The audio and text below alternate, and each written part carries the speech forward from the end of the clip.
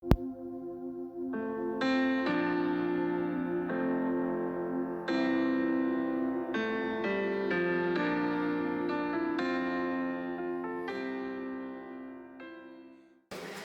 de leer el texto, quisiera orar para comenzar. Padre, Señor de la gloria, hoy te damos a ti todo el honor y toda la gloria. Señor, no somos dignos, Señor, de predicar tu palabra, es la verdad, somos pecadores, Señor, pero tú eres el único digno de ser predicado, Señor. A ti te damos hoy el honor, la gloria, y te rogamos, Señor, habla a nuestras vidas por medio de tu palabra.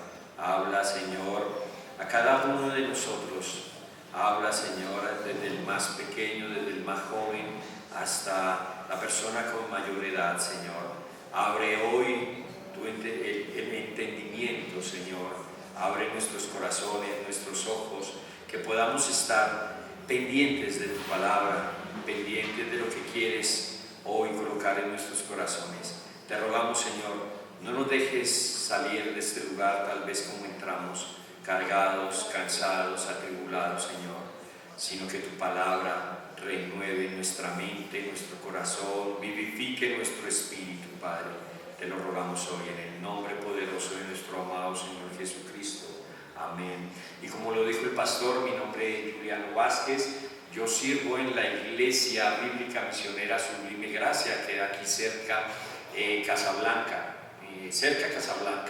Hoy me acompaña aquí mi esposa y mi hijo menor. Tengo 2 hijos. El menor está aquí con nosotros, acaba de subir a escuela, y qué bendición. Entonces vamos todos a Romanos capítulo 15, versos del 1 al 13. Y dice la palabra del Señor: así que los que somos fuertes debemos soportar las flaquezas de los débiles y no agradarnos a nosotros mismos. Cada uno de nosotros agrade a su prójimo en lo que es bueno, para edificación. Porque ni aun Cristo se agradó de sí mismo, antes bien, como está escrito: los vituperios de los que te vituperaban cayeron sobre mí, porque las cosas que se escribieron antes para nuestra enseñanza se escribieron, a fin de que por la paciencia y la consolación de las Escrituras tengamos esperanza. Pero el Dios de la paciencia y de la consolación os dé entre vosotros un mismo sentir según Cristo Jesús, para que unánimes a una voz glorifiquéis al Cristo y Padre de nuestro Señor Jesucristo. Por tanto, recibíos los unos a los otros, como también Cristo nos recibió, para gloria de Dios. Pues os digo que Cristo Jesús vino a ser siervo de la circuncisión para mostrar la verdad de Dios, para confirmar las promesas hechas a los padres y para que los gentiles glorificasen a Dios por su misericordia, como está escrito: por tanto, yo te confesaré entre los gentiles y cantaré a tu nombre.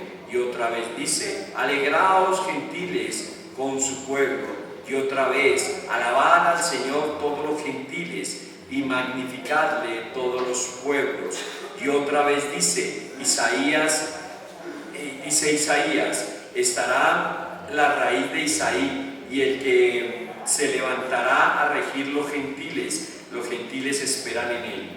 Y el Dios de esperanza os llene de todo gozo y paz en el creer, para que abundéis en esperanza por el poder del Espíritu Santo. Amén.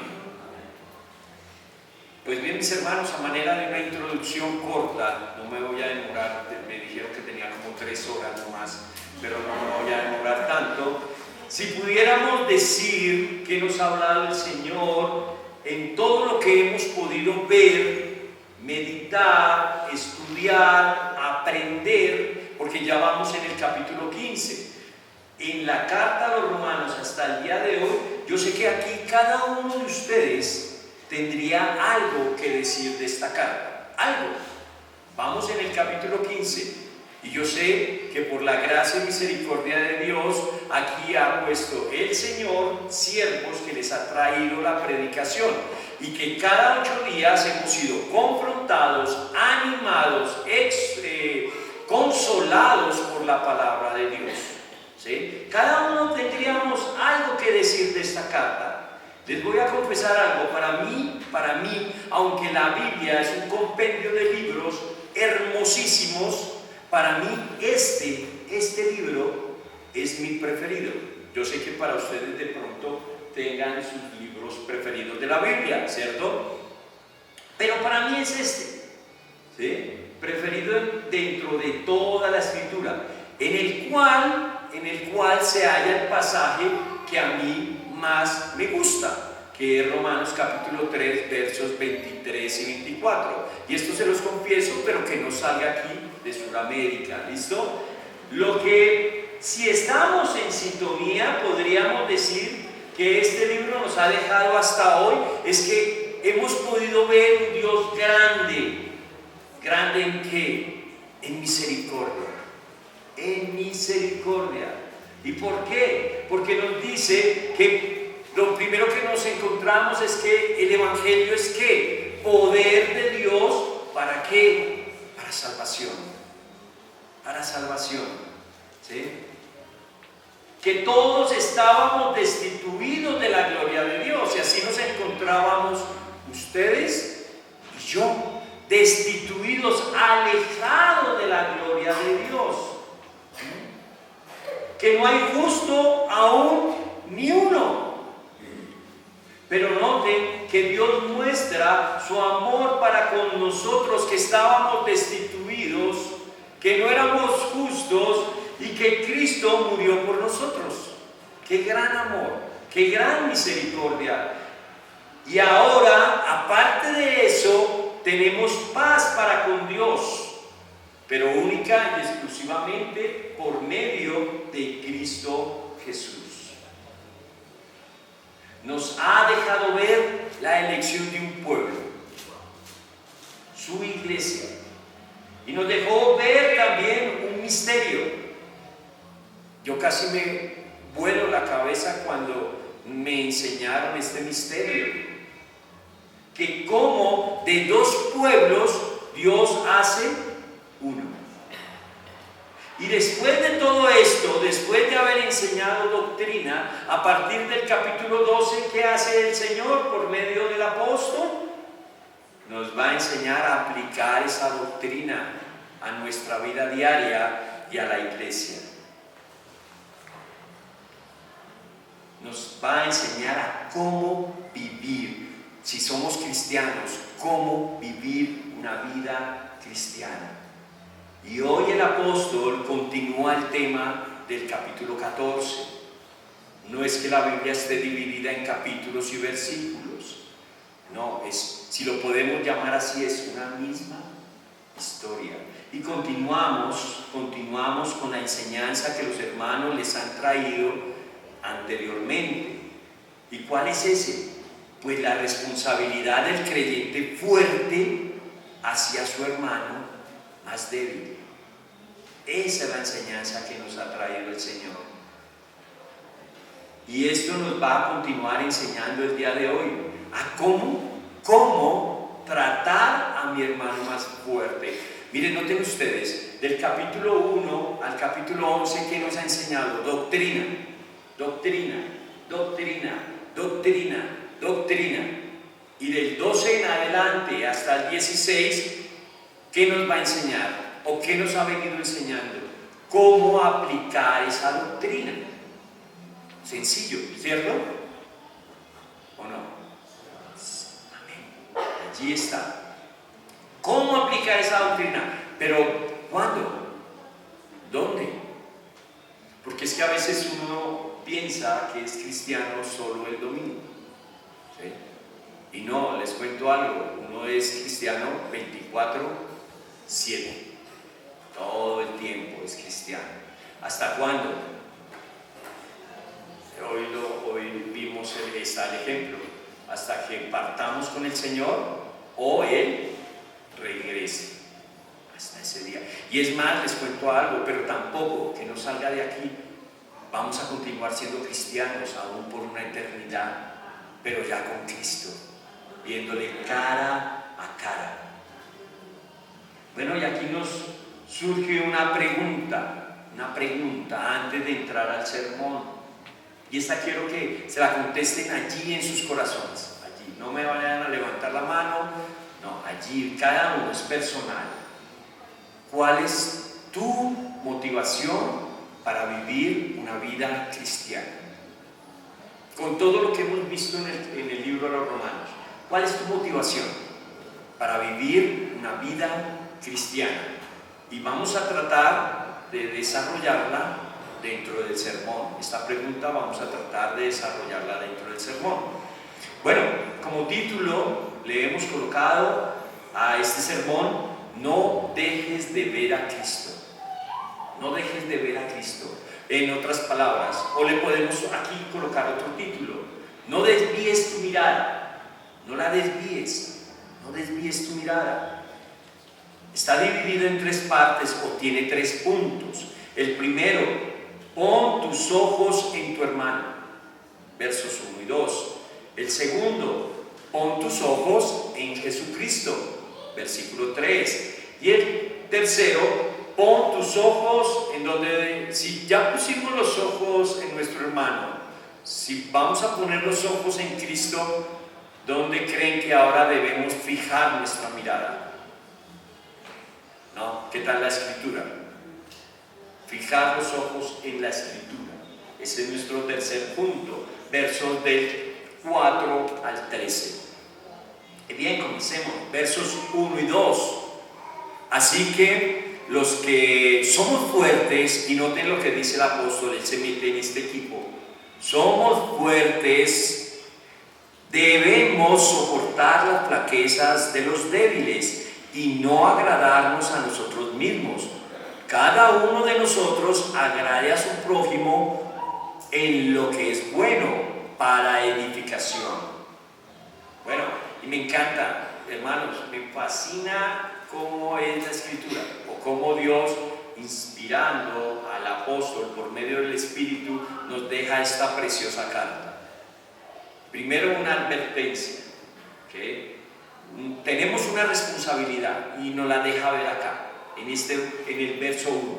Una tarea, si lo podemos llamar así, o un mandato. Y ¿saben qué? No es opcional, no es si yo quiero hacerlo, no es si amanezco hoy de buenas y lo puedo hacer. No, es que el equipo de los débiles, de los fuertes, ¿qué debe hacer? Soportar a nuestros hermanos más débiles. No es opcional. ¿Qué tienen que hacer los fuertes en la iglesia? ¿Qué debemos hacer los fuertes en la iglesia? Si me considero de este equipo, es soportar. Es decir, estamos obligados. No es que si queremos, si hoy amanece haciendo un bonito día y de pronto amanezco yo de buenas pulgas, porque a veces amanezco mal y hoy soporto a mi hermano. No, es una obligación. Y esta palabra soportar en el idioma original da la idea de cargar, de sostener esa carga, de llevar esa carga. Aparte de que la debo hacer esta acción con paciencia, debo sustentar a mi hermano. ¿Qué voy a hacer yo? ¿Sufrir qué? Las debilidades de nuestros hermanos. Y ojo que la palabra no está diciendo pecados, es diferente. Las debilidades son diferentes a los pecados, porque los pecados sí se tienen que señalar. Si podemos juzgar a nuestro hermano por medio de la Escritura, y a eso estamos también llamados, ¿cierto? No a alcahuetear el pecado, sino a hacerle caer en cuenta a mi hermano que está pecando. No, aquí se trata de otra cosa. Se trata de llevar la debilidad de mi hermano. ¿Por qué soy fuerte? ¿Por qué me considero fuerte? Puede ser ¿hay hermanos fuertes dentro de la iglesia? Sí lo hay. ¿Fuertes en qué? En conocimiento. Hay hermanos que saben mucho.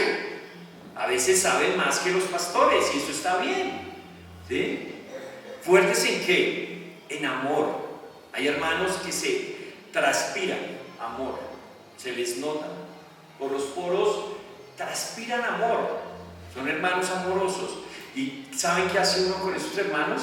A veces uno los juzga feo y uno dice, no, tan meloso. No, es que son amorosos. ¿Sí?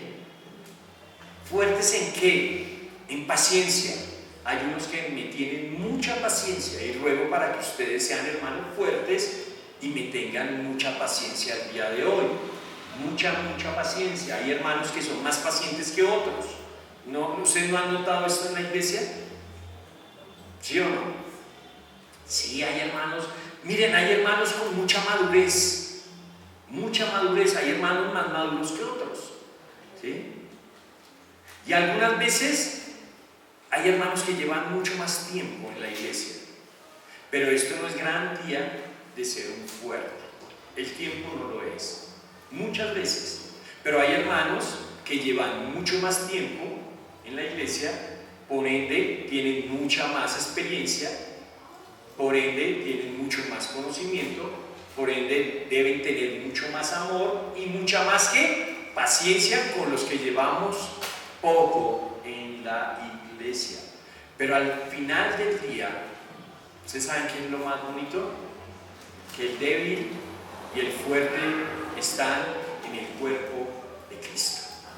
Allí están. ¿Cómo sé que soy fuerte? Porque a veces podemos pensar que lo soy sin serlo. Y eso también está mal.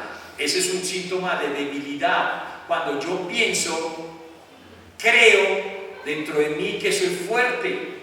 Pero ¿cómo sé cuál es el síntoma para saber que yo soy un hermano fuerte dentro de la iglesia? Pues, ¿les cuento algo?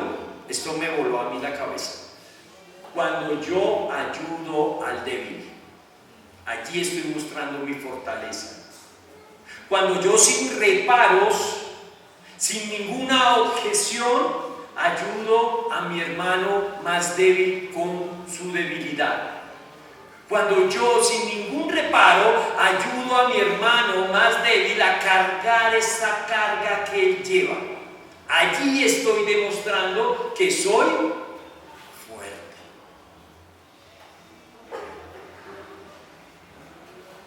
Pero noten, y esto también es algo para la vida diaria de nosotros. ¿Somos fuertes solo en la iglesia? No. ¿Qué tal en la casa? Dios nos ha dejado roles, ¿cierto? El papá, la mamá y los hijos. Y dentro de la familia hay roles específicos. ¿A quién se le llama a ser el fuerte en la casa? Al varón, ¿cierto? Porque el varón es el que tiene que salir, proveer para su casa, sustentar no solo físicamente, sino espiritualmente. ¿Esto qué es? Llevar la debilidad, cargar la debilidad, no solo en la iglesia con mi hermano débil, sino con mis hijos y con mi esposa. Pero el mundo ha trastornado y ha cambiado esto. Y hoy la fuerte en la casa, la que lleva los pantalones, es la mujer, es la esposa. Cuando no debería ser así. Pero el hombre no se siente oprimido ni reprimido. ¿Ustedes saben cómo se siente el hombre el día de hoy? Relajado. Porque otro está haciendo su tarea. Bueno, pero volvamos aquí a la iglesia. Ahí sé que realmente soy del equipo de Pablo. Porque noten, Pablo dice, los que somos, él se mete ahí, los que somos fuertes. Allí es donde sé que soy de ese equipo. ¿Por qué? Porque estoy dispuesto a llevar la carga del más débil, a caminar una milla más. Y eso es lo que nos ha venido hablando desde el capítulo 14. Bueno, mis hermanos, yo les hago una pregunta. ¿Cuál es el problema el día de hoy de la iglesia? Porque aquí nos surge un problema. ¿Cuál es? ¿Será que el problema es que hayan débiles en la iglesia? Porque podríamos pensar eso. Si ves, la culpa es del débil. No, ahí ya dejo yo de ser fuerte porque no estoy ayudando a mi hermano, lo estoy juzgando, ¿cierto? El problema no es que haya débiles en la iglesia. El problema en la iglesia el día de hoy es que el fuerte no ayuda al débil. Ese es el problema el día de hoy. Miren, si fuera el problema el débil, Dios, que lo puede hacer, pondría dentro de nuestro corazón y nuestra cabecita la doctrina. Y ya, ustedes saben esto ya, háganle. Pero no. Cada uno de nosotros llevamos un proceso. Es como la santificación que nos explicaban el día de hoy. Este proceso de aprendizaje en Cristo Jesús, ¿ustedes saben cuánto va a durar? Toda la vida. Filipenses nos dice que Cristo perfecciona su obra ¿hasta cuándo? Y la obra de Cristo es usted y yo.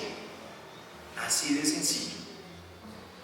El problema no es que haya hermanos débiles, la verdad, ese no es el problema. El problema es que los fuertes no queremos ayudar al hermano débil. ¿Y por qué pasa esto? Porque lastimosamente la iglesia de hoy está permeada por el mundo. Y a veces digo esto y los hermanos se escandalizan. No, pero la suya, no todas.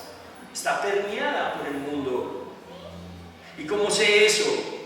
Porque a veces asumimos posiciones mundanas dentro de la iglesia.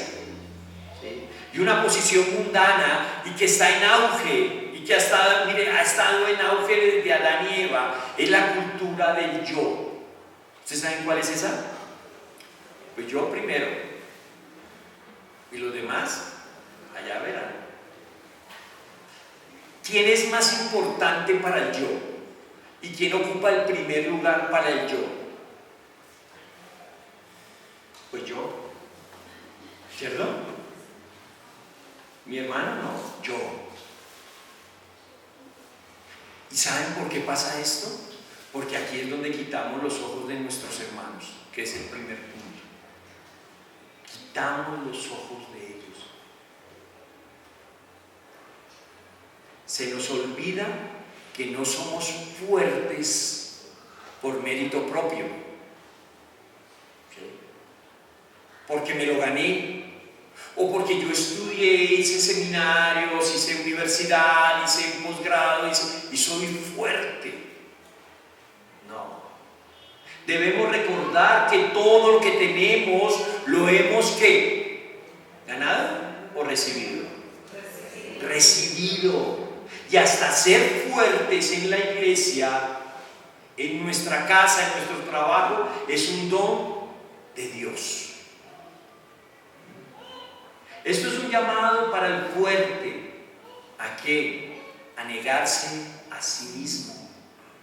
Es decir, de no satisfacer sus propios deseos egoístas.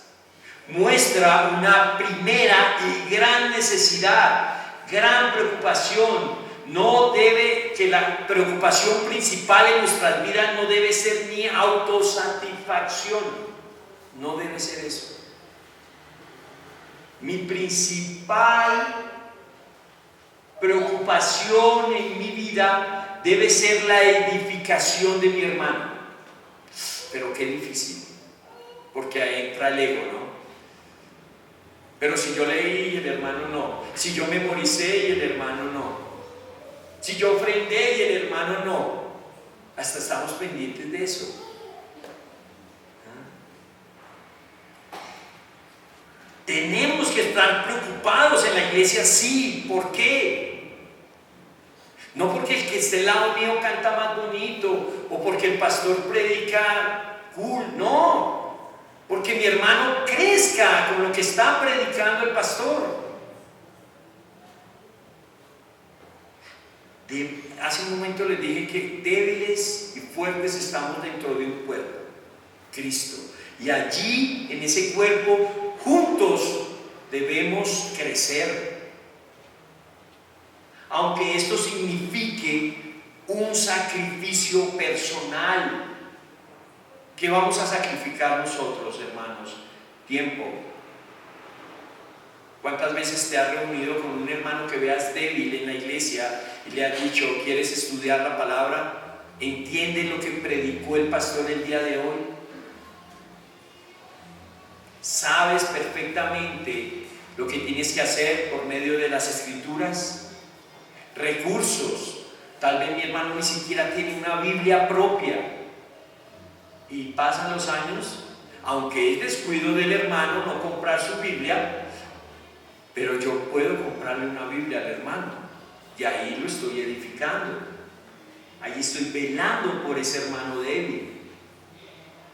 Esto nos lleva a una autonegación, a decirle no. ¿A quién? Al yo. Mire, si hubiera sido la voluntad de Dios, hubiera sido mucho más fácil que Dios nos hubiera colocado en islas, ¿cierto? Familia tal en su isla, familia tal su otra isla, familia tal su otra isla, pero Dios no hizo eso. Nos puso dentro de un cuerpo. Somos una familia en Cristo Jesús. ¿Y qué haríamos como familia si llego yo, el papá, y veo a mi hijo que es débil, entonces lo saco de la casa por ser débil? No. La Biblia me dice, sopórtalo, lleva su carga, guíale, enséñale. Miren, yo no he visto, no sé si ustedes sí, pero yo no he visto a un grupo tan disparejo, tan diferente como los apóstoles. Y si ustedes ven los evangelios y estudian los evangelios y notan en los evangelios cómo el Señor los llamó, eran personas tan diferentes, que solo Cristo los pudo haber reunido en un solo grupo, ¿sí? Pero esto no es nada, sentarnos en una misma mesa, porque a veces uno se sienta en la mesa a desayunar, a almorzar, y es tan cotidiano que lo pasa desapercibido. Pero sienten ustedes a un publicano con un celote. Era imposible, y solo Cristo lo hizo. Es más, noten ustedes, Lucas 22, 24 al 26, yo lo tengo acá. Después comenzaron a discutir quién sería el más importante entre ellos. Y ahí sale el yo, ¿no? El ego. ¿Quién es más importante? ¿Quién seré yo? Entonces, Jesús les dijo, eso es lo que hace este mundo. Los reyes, los grandes hombres tratan a su pueblo con prepotencia. Sin embargo, son llamados amigos del pueblo. Pero entre ustedes será diferente. El más importante de ustedes deberá tomar el puesto del más bajo, y el líder de ustedes debe ser como un sirviente. Qué cachetadón para el ego, ¿no? Ellos discutiendo entre ellos quién va a ser el más importante, y Cristo les dice, ¿ustedes quieren ser importantes? Sí, carguen, sirvan, lleven, soporten. Miren, y al pasar del tiempo, ellos siendo tan diferentes entre ellos mismos, lograron comprender que la importancia del hombre no está en ellos, sino está en lo que Cristo les ha enseñado, que es llevar la carga del débil. Hermanos, y así como los apóstoles, no he visto a otro grupo tan disparejo, tan diferente como somos nosotros la iglesia. Solo por gracia estamos aquí reunidos, ¿sí? Sin el Señor, sin Cristo, sin su Espíritu Santo, sin la obra de Él en nosotros, difícilmente estaríamos sentados uno al lado del otro. Pero hermanos, aún aquí tenemos una gran responsabilidad. Ya estamos aquí. Ya el Señor ha hecho su obra. Ahora tenemos una responsabilidad. ¿De qué? De no apartar mis ojos de mi hermano más pequeño. Miren, noten ustedes, dicen por ahí, esta frase me la copié. Dicen por ahí, a un gran poder conlleva una gran responsabilidad. Eso lo dicen por ahí, pero es verdad. Dios nos ha otorgado un enorme poder, el poder del Espíritu Santo. ¿Tenemos una responsabilidad? Sí, con nuestro hermano más pequeño. Porque a veces oramos en la iglesia y decimos, misericordia para el mundo. Pero ¿cómo puedo decir misericordia para el mundo y a mi hermano lo masco y no lo paso, que está sentado al pie mío? Pero esto nos lleva a nuestro siguiente punto. Pon tus ojos en Cristo. ¿Cuál es el primero? Pon tus ojos en ¿quién? Tu hermano, en el pequeño. Y a veces hay que considerarnos nosotros mismos pequeños, ¿sí? No somos nada, hermanos, nosotros no somos nada. Sin todo lo que somos, todo lo que vamos a hacer es gracia, es un regalo que no merecíamos. Pero el segundo punto es pon tus ojos en Cristo. Noten ustedes, dice el verso 3, porque ni aún Cristo se agradó de sí mismo. Antes bien, como está escrito, los vituperios de los que te vituperaban cayeron sobre él. Permítame un segundo.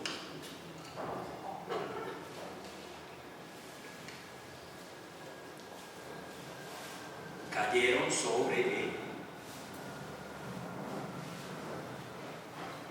Bueno, hermanos, una pregunta. ¿Te cuesta? La verdad, sinceramente, ante los ojos de Dios, y esto me lo hice yo, o sea, no crean que yo vengo aquí a juzgarlos y a señalarlos, no. Esto me tocó a mí entre semana, yo hice el ejercicio. Hermano, ¿te cuesta soportar al hermano más débil? No me contesten, no, solo su corazón, allí. Y es aquí donde ponemos límites, ¿no? Aquí entre nos. ¿Cuándo fue la última vez que invitaste a un hermano a almorzar? A tomar onzas. ¿Cuándo fue la última vez que compartiste una tarde con un hermano?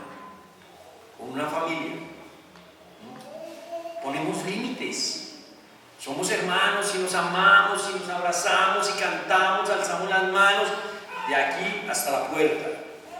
Pero se termina el sermón y cada uno nos vamos a nuestra isla privada.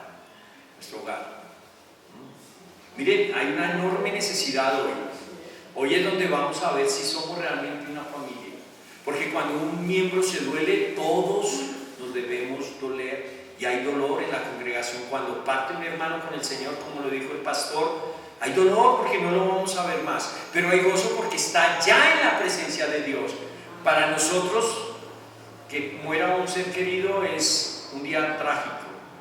¿Sí? Que bueno, el consuelo es que está con el Señor, pero para el hermano que muere o la hermana que muere es el día más feliz de su vida, porque va a ver cara a cara a su Creador. Pero aquí en la tierra, mientras estemos a este lado de la eternidad, va a haber problemas y como familia lo debemos solucionar, ¿sí? Miren, mis hermanos, no estamos llamados a poner límites. Hombre, claro, o sea, límites me dirán, sí, que no venga el hermano a esculcarme la nevera, pues tampoco hay que pasarse, no. Pero sí a este tipo de ayuda. Esto, oramos, vuelvo y les digo, queremos ser una iglesia unida, fraternidad, pero pasan este tipo de problemas o de necesidades en la iglesia surgen y nos callamos y mejor queremos pasar bajo perfil. No, estamos llamados a ayudarles con sus cargas, a servirles. Miren, a no buscar mi beneficio. No buscar mi beneficio, sino el beneficio de los demás. ¿Cuánto te cuesta dejar de agradarte a ti mismo? ¿Cuánto te cuesta querer los primeros puestos en todo? ¿Cuánto te cuesta agradar a tu hermano? Pero ¿sabes por qué cuesta esto? ¿Por qué nos es difícil hacer todo esto? Porque has dejado de ver a Cristo. Lo has dejado de ver. Y aquí está la respuesta a la pregunta que hicimos al principio. ¿Cuál es tu motivación para vivir una vida cristiana?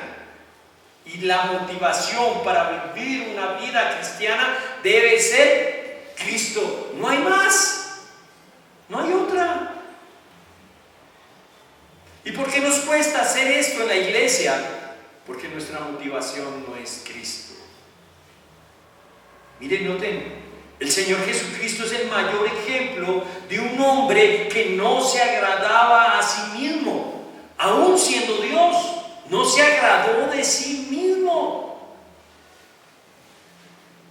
No se agradó de él, ni de su cuerpo, ni escatimó su sangre, sino que llevó la carga de todos nosotros, que somos hermanos débiles en la fe. Miren, él cargó una carga que él no debería haber llevado: la cruz. ¿Sabe quién debería haber llevado la cruz? Nosotros. Pero él no, él la llevó. ¿Qué hizo? Porque a veces me preguntan, cuando uno evangeliza, ¿sí? O le habla de Cristo a otra persona y le dice, pero ¿qué hizo Cristo por mí? ¿Qué hizo? Noten ustedes Filipenses 2, versos de 1 en adelante. Por tanto, si hay alguna consolación en Cristo, si algún consuelo de amor, si alguna comunión del Espíritu, si algún afecto entrañable, si alguna misericordia, completad mi gozo, siendo lo mismo, teniendo un mismo amor, unánimes, siendo de una misma cosa.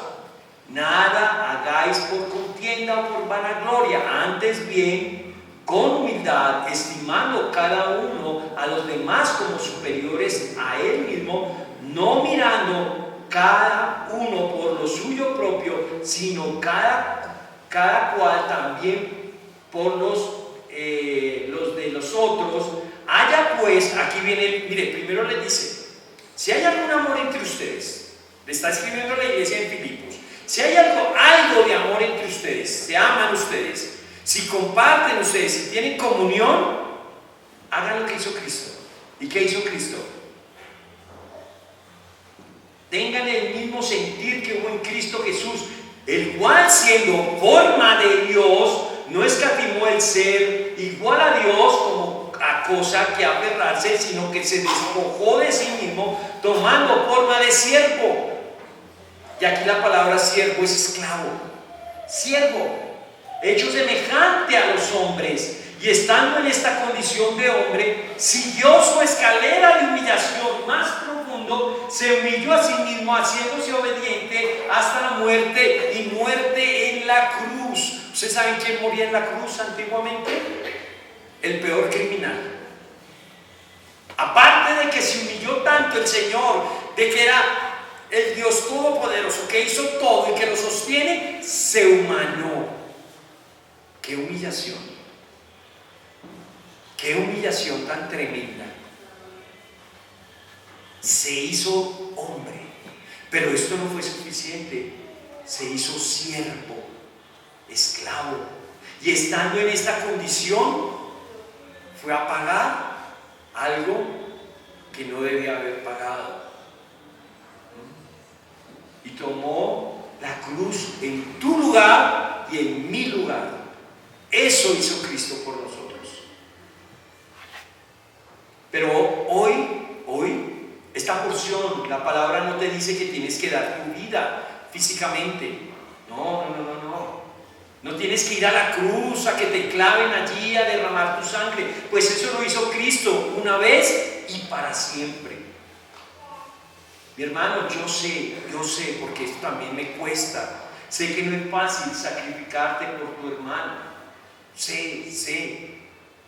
Sacrificar tiempo, sacrificar recursos, sacrificar paciencia, sacrificar amor. Esto nos lleva a un desgaste. Sé que sí es así. Pero hoy no tienes que dar tu sangre. No tienes que pasar por una gran necesidad. No tienes que vivir un enorme dolor. La palabra no te está pidiendo nada que tú no puedas dar. La pregunta aquí es, ¿estás dispuesto, como Cristo sí lo estuvo, y dio todo de sí por ti, por mí, hermanos débiles? No tiene hasta dónde, hasta cargar algo, llevar sobre sí. Cargó nuestros insultos, porque ustedes y yo, o yo más que ustedes, la verdad, éramos pequeños Saulos. Ustedes sí saben Saulo de Tarso, ¿cierto? Después Pablo, Hechos 9 en adelante. Pablo, antes de Tarso, del camino a Damasco, era Saulo. Y leemos Hechos y decimos, wow, qué malo era Saulo. Pero tú y yo éramos peores que Saulo. Tú y yo éramos peores. Es más, lo seguimos siendo a veces. Tenemos nuestro Saulo que quiere saltar de nuestra carne. Ustedes me dirán, ¿por qué? Pues cuando pecamos, aún sabiendo que lo que hizo Cristo en la cruz, y menospreciamos y escupimos su sacrificio en la cruz, estamos insultando su nombre. ¿Y ustedes saben qué hace Él hoy? ¿Qué Él está haciendo hoy? Intercediendo por cada uno de nosotros. Lleva nuestros insultos hasta el día de hoy. No voy a la iglesia, es un insulto para el Señor. No ayudo a mi hermano, es un insulto al Señor, porque a veces nos creemos buenos. Pero dice la Escritura que no es bueno ni uno. Todo es por gracia. Y abogado tenemos hoy, a esta hora. Mira, yo sé que allí sentados, o yo tal vez aquí parados, mentalmente estamos pecando en algo, desagradando al Señor. Y hoy aquí, a esta hora, Él está sentado a la diestra del Padre, intercediendo, llevando estos insultos, no solo los insultos de la cruz o antes de la cruz, sino los que estamos cometiendo hoy. Y esto toca nuestro orgullo, porque nuestro yo es tan grande que no estamos dispuestos. Y les digo, el primer confrontado con esto fui yo. No estamos dispuestos a cargar con los vituperios de los demás, con los insultos, porque el mundo aún insulta a Cristo. El mundo está constantemente vituperando e insultando a Dios y a Cristo, menospreciando la obra en la cruz. Pero ¿cómo puede ser esto? ¿Cómo puede que yo no me doy cuenta? Hermanos, salgan, vean noticias, prenda el internet. La comunidad LGTBI pisotea, menosprecia, vitupera el nombre de Cristo. El aborto es menospreciar la obra de Dios. La eutanasia y muchísimas otras cosas que hace el mundo. Y lo peor es que nosotros como iglesia, mientras estemos en estas cuatro paredes, que hagan lo que quieran los de afuera. No levantamos nuestra voz para decir: Cristo es santo, Dios es santo y su Espíritu es santo. Cristo, hermanos, Cristo no merecía todo lo que pasó.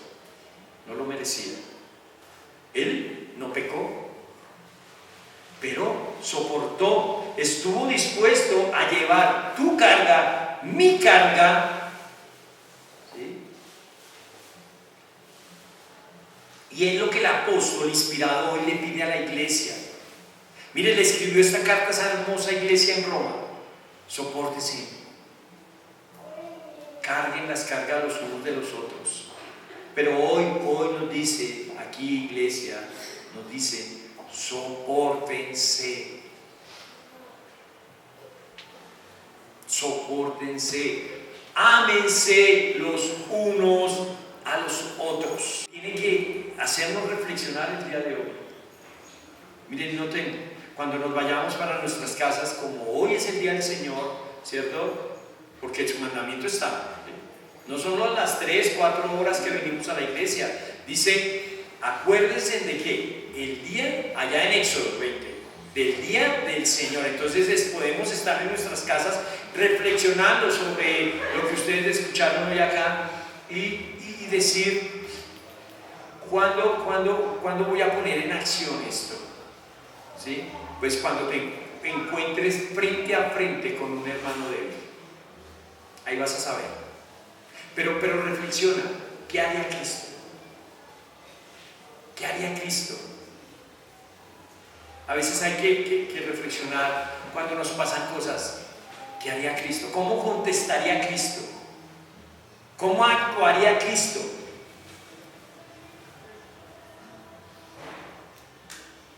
Pero esto nos lleva a nuestro siguiente punto. ¿Cómo sabemos eso? ¿Qué haría Cristo en este lugar? En mi lugar, ¿qué haría Cristo? Hombre, póngale cuidado, tengo unos hermanos débiles en la fe, no hicieron la tarea que les dije que hicieran, o no vinieron a la iglesia. ¿Por qué? ¿Saben la respuesta que me han dado algunas veces? Pero es que me dio una pereza, es que madrugo todos los días y el domingo también. Eso es ser débil. Aparte, pues que es pecado, porque el mandato es no dejen de congregarse como algunos tienen por costumbre, ¿no? ¿Sí? Pero ¿qué haría Cristo en ese momento? En mi carne, yo les confieso algo, hoy estoy de confesiones acá. Yo los miro y dentro de mí digo, uy Señor, fuego consumidor. Pero ¿qué haría Cristo? Miren, si alguien se merece el fuego consumidor, soy yo. ¿Y qué hizo Cristo conmigo? Entonces, pongámonos en las sandalias del débil. ¿Qué haría Cristo con el débil? Lo mismo que hizo contigo y hoy estás acá. Lo mismo. Pero esto nos lleva a nuestro siguiente punto. ¿Cómo sé? ¿Cómo sé qué haría Cristo? ¿Sí? Vamos a leer del 4 al 13.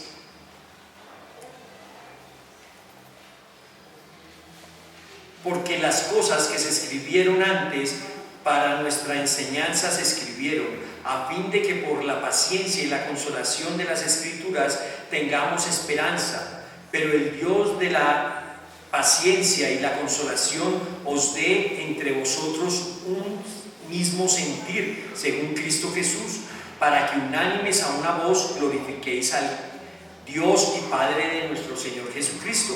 Por tanto, recibíos los unos a los otros como también Cristo nos recibió, para la gloria de Dios.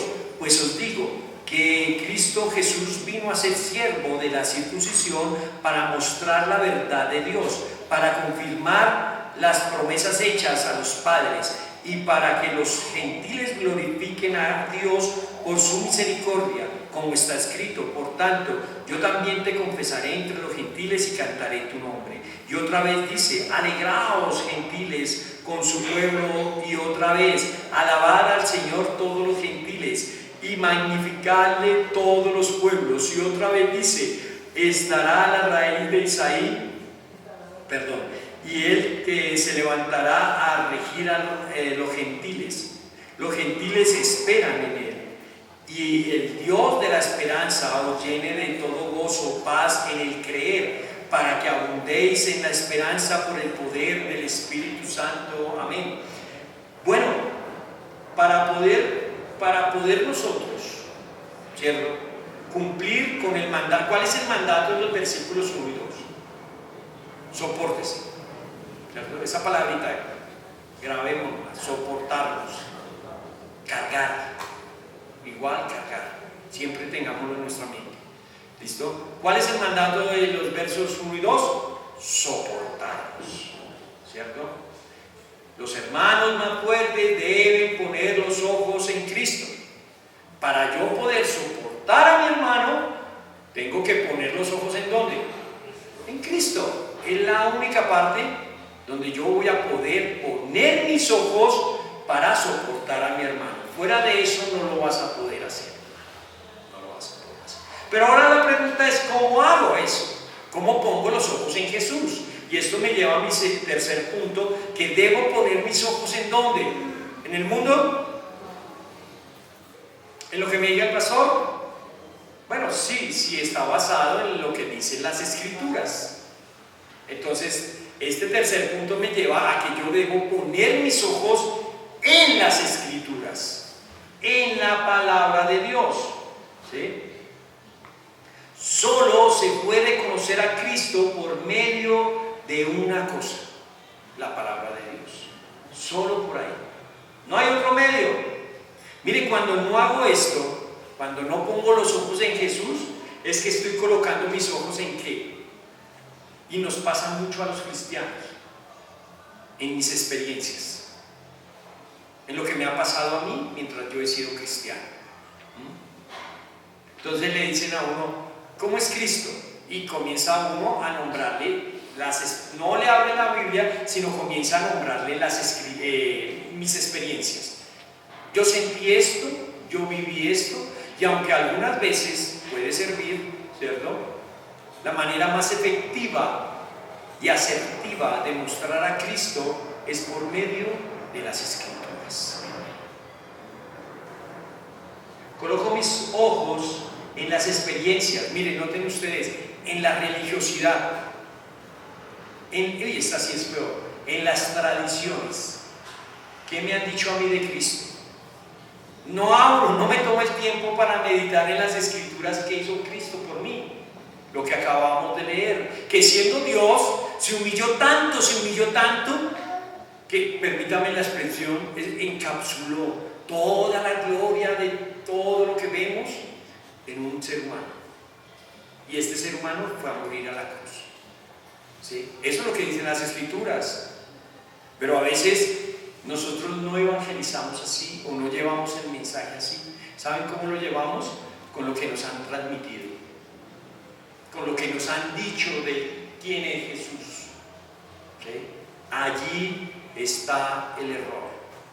No puedo basarme ni en mis experiencias personales, porque es eso, mi experiencia personal, mucho menos en mi religiosidad, porque esto hacían ¿quiénes? Los fariseos, ¿cierto? Ellos tenían una idea de quién era Dios, tenían la ley, pero ellos se hicieron una idea de quién era Dios.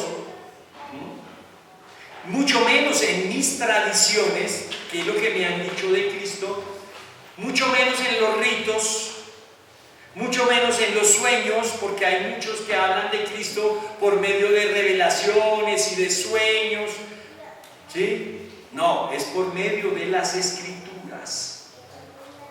Y esta es la tarea que tenemos como iglesia, mostrar a Cristo. ¿Pero desde dónde? Desde las Escrituras.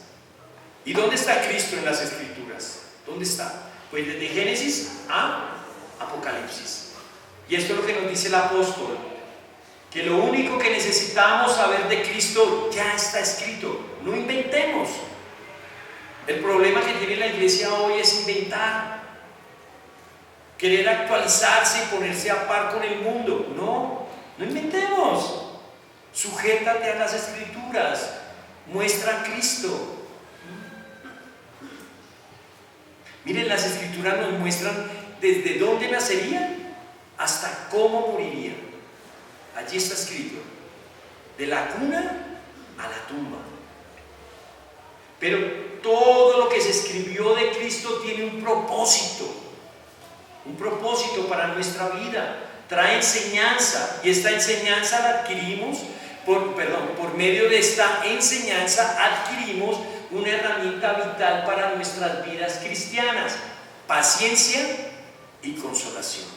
¿Por qué no soportamos a nuestros hermanos débiles?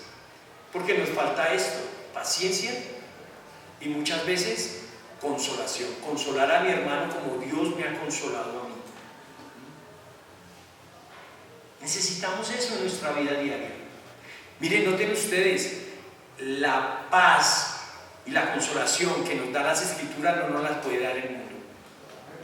No nos la puede dar el mundo. Porque la que el mundo ofrece, porque si la ofrece, es una paz y una consolación momentáneas, pasajeras. En cambio, la que te ofrecen las Escrituras, ¿saben qué traen? Aparte de que nos da paz y consolación, ¿qué es lo que nos espera? Salvación, una esperanza. Trae esperanza. ¿Qué pasa si un mundano se gana el baloto? Pues tiene paz y consolación en el momento, ¿cierto? Algunos dirán, uy, pero ayuda. No. Tiene consolación en el momento, pero comienza a pagar deuda, la plata se va, ¿cierto? ¿Qué nos ofrece a nosotros la Biblia? Paz, esperanza, paciencia, consolación, y estas son eternas. Aquí es el llamado a los fuertes, a tenerle paciencia y consolación a nuestros hermanos más débiles, a llevarlos ¿a dónde? A las Escrituras. ¿Para qué? Para que nuestros hermanos débiles pongan los ojos en Cristo y puedan ser llenos de paciencia y consolación como lo estamos nosotros los fuertes. Porque no solo hay creyentes débiles, sino iglesias débiles. Una iglesia llena de creyentes débiles es una iglesia débil. No puede ser una iglesia fuerte. No puede serlo, porque han dejado de ver a Cristo. Han dejado de seguir a Cristo por medio de las Escrituras. Y esto nos muestra una enorme necesidad que tiene la iglesia el día de hoy: volver a la Escritura. ¿Qué necesita el mundo? ¿El mundo tiene necesidad? Sí, aunque digan que están bien, ellos tienen una enorme necesidad. Necesitan a Cristo. ¿Pero qué necesita la iglesia? La Escritura. ¿Para qué? Para llevar ese Cristo que está ahí en las Escrituras a suplir esa necesidad que está en el mundo. Hermanos, hay que volver a la Escritura. ¿Pero para qué volver a la Escritura? Porque son tan, permítame la expresión, canzones los pastores. Uno me dijo, es que usted es muy recalcitrante. Que no sé qué es eso, pero me imagino que es mucho. Dele con la Escritura y solo Biblia y solo palabra. No, yo necesito divertirme, pastor. No. En la iglesia solo Biblia. No, es que solo Biblia. ¿Sí? ¿Para qué debemos volver a la Escritura? Porque es Dios mismo, pero es el Dios de, noten ustedes, es Dios, pero es el Dios de las Escrituras, el que es la fuente de toda paciencia y consolación. Porque a veces tenemos una idea de Dios y nos hacemos pequeños becerros de oro. Por todo lado andamos con becerros de oro. Y ustedes saben que el pueblo de Israel decía que ese era Jehová, el que los había sacado de Egipto, ¿no? No era otro. Cuando Dios les dijo que no se hagan, o les va a decir que no se hagan imágenes de Él. Pero a nosotros nos encanta andar con pequeños becerros de oro por todo lado. ¿Y saben cuando construimos un becerro de oro, por qué pasa esto? Porque sacamos nuestros ojos de las Escrituras. Por eso pasa.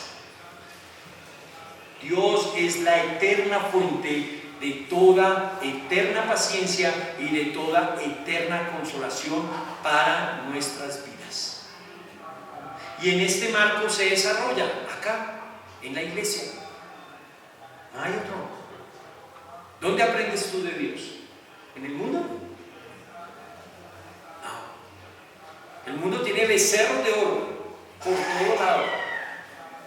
A veces nosotros nos copiamos de esos becerros y los traemos a nuestras vidas. ¿Por qué? Porque dejamos las escrituras. Pero esto nos lleva a algo más allá. Solo es conocer a Dios yo y engordarme yo. No, esto tiene un propósito, que como iglesia podamos glorificar a Dios de una manera digna, justa y santa. ¿Sí me estoy haciendo entender? Una pregunta: ¿será que podemos ofrecer una genuina adoración a Dios fuera de las escrituras? No lo podemos hacer.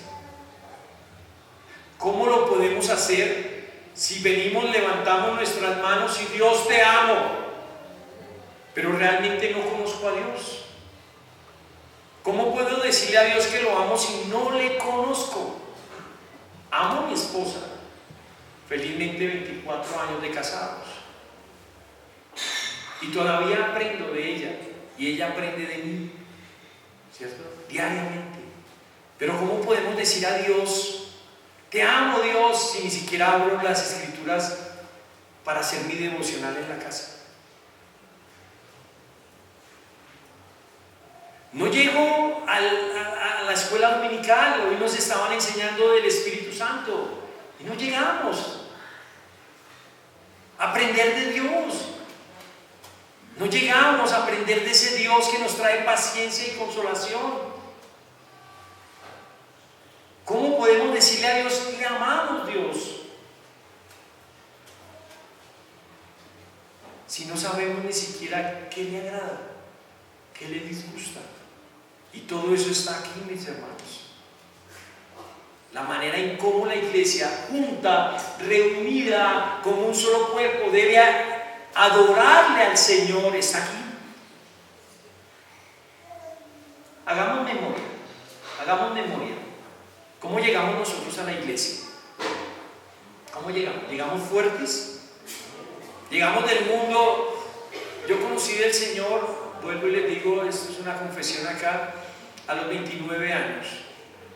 Llegué, yo no tuve que caer a una cárcel, ni estar en un hospital desahuciado para morir, no.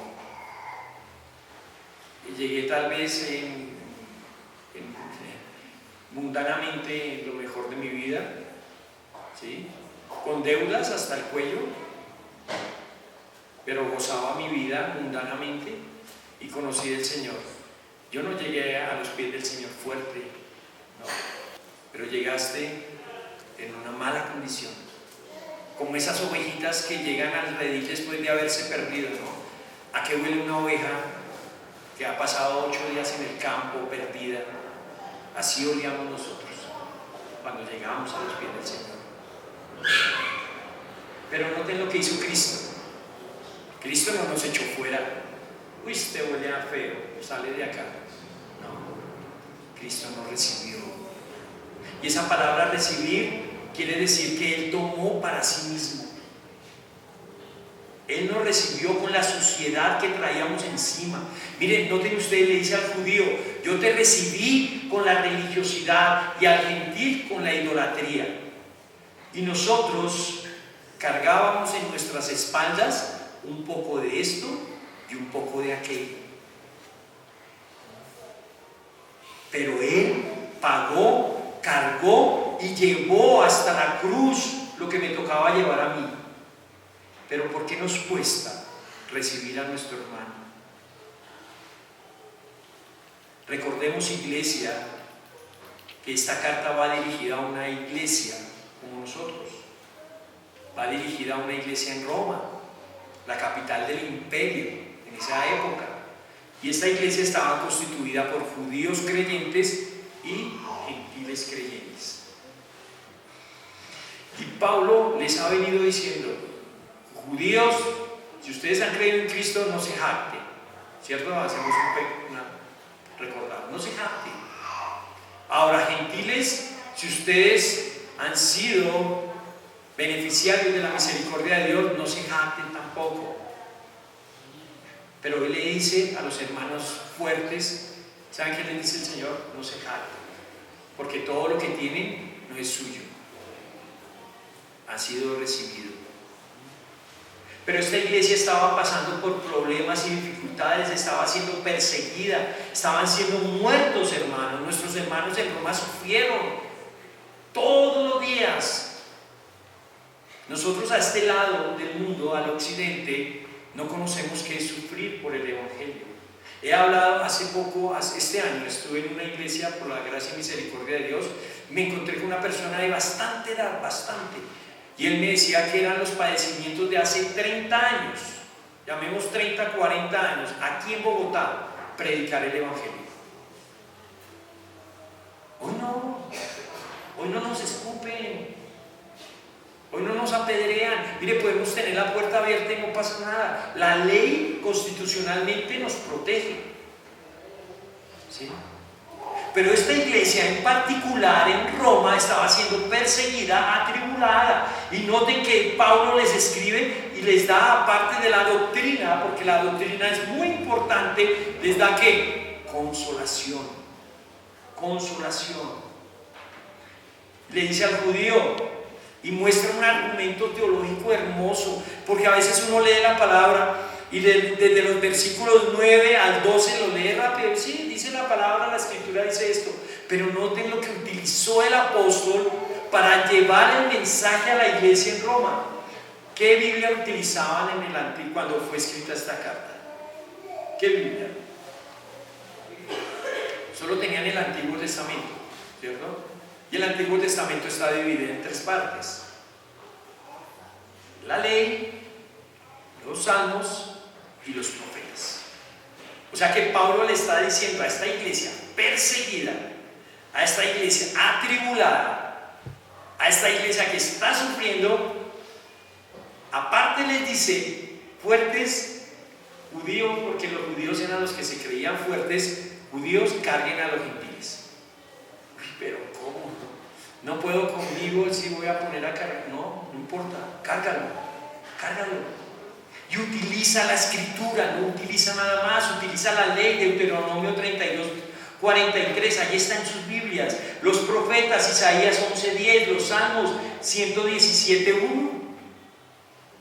Dice: ahí está Cristo, ahí está lo que hizo Cristo por ustedes y se creen fuertes.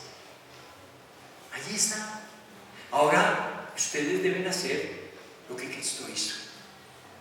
Porque si ustedes son cristianos, deben de hacer lo que Cristo hizo por ustedes. Judío, Dios es fiel. Gentil, Dios es misericordioso. Y termina esta porción con una oración hermosa que nos ha mostrado Pablo, inspirado hasta este momento, a Cristo, a su obra a través de las Escrituras, ¿cierto? Nos ha dicho que tenemos que cargar, llevar con paciencia, amar a mi hermano más débil. Pero todo esto lo hago ¿cómo? Poniendo mis ojos en Cristo, poniendo mis ojos en la Escritura. Y ahora nos va a decir que es una obra maravillosa ¿de quién? Del Espíritu Santo. Cuando Cristo realmente reina en nuestros corazones, hay gozo, hay paz. Y estas son las 2 herramientas que la iglesia necesita: gozo y paz. ¿Será que hoy no sufrimos? No como a nuestros hermanos, pero sí sufrimos cuando llega, por ejemplo, el recibo del agua, el recibo de la luz, ¿cierto? Cuando hay que hacer mercado, la provisión, sufrimos, tenemos que salir a trabajar, muchos, ¿sí? Gracias a Dios no nos persiguen a matarnos, sino tenemos dificultades a causa del pecado, la enfermedad, nuestro cuerpo va desgastándose hasta llegar al punto de la muerte. Sufrimos diariamente. Pero allí diariamente tenemos que recordar que Dios nos ha dado el gozo y la paz, ¿sí? Que son herramientas.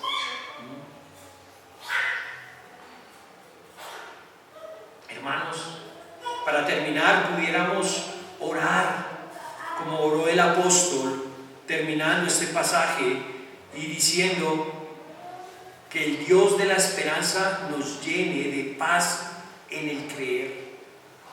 Miren, ¿por qué no tenemos gozo y paz en nuestras vidas cristianas? ¿Por qué? Porque no creemos. No creemos. No creemos. El creyente, en la vida del creyente debe abundar esperanza, debe abundar consolación, debe abundar gracia, debe abundar gozo. Y eso está en las Escrituras. Esta debería ser nuestra oración, que Dios obre por medio de su Santo Espíritu a la iglesia, pero que también obre en medio de cada uno de nosotros. Que obre. Y para terminar, una conclusión. ¿De qué grupo eres? Hoy, ahí sentado, no me vas a contestar. ¿De qué equipo eres? ¿Del fuerte o del débil? Si eres del débil, te tengo una noticia. Tú no tienes que quedarte débil toda la vida, porque tienes la misma escritura que tiene el hermano fuerte. Tiene el mismo Espíritu Santo que tiene el hermano fuerte. Ya ser débil saca a relucir ¿qué? Mi pecado, la pereza, que a veces nos cuesta estudiar la palabra. Pero si eres del otro grupo, del fuerte, del otro equipo, del fuerte, debes soportar al débil. No debes, ya seas débil o fuerte, no debes desviar tu mirada de Cristo. Buscarlo diariamente en las Escrituras, y el Dios que da toda consolación nos llene de gozo y de paz. Amén. Señor Padre, hoy te damos gracias por tu palabra, gracias por